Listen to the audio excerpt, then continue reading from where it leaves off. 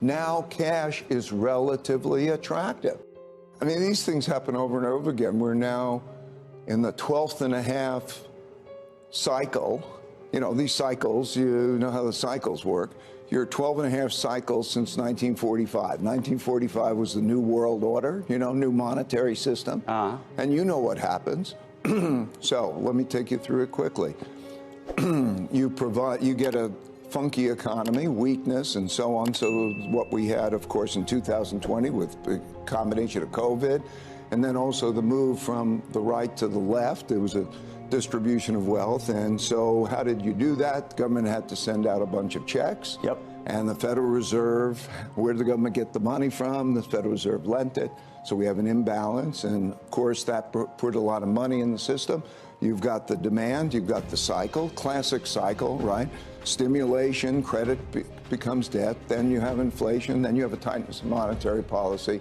And so where are we? So we now in a classic spot where we've got a relatively high real interest rate. Real interest rates went from minus 175 basis points to plus 175 basis points, right? You've got a cash rate that's relatively high. Cash used to be trashy. Cash is pretty attractive now.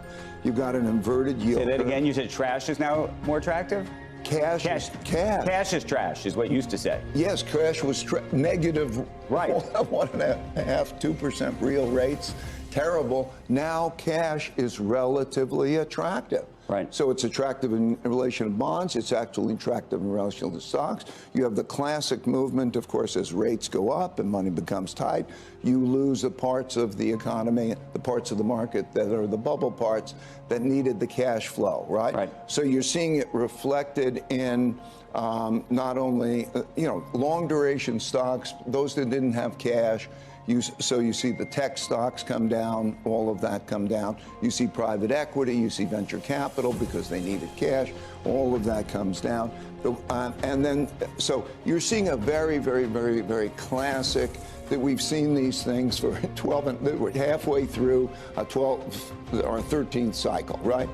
But what's also happening in that cycle, since 1945, is that we then have the accumulation of a lot of debt and money. Okay, so we deal with things like the debt ceiling. Does the debt ceiling matter? Does it matter how much debt we have?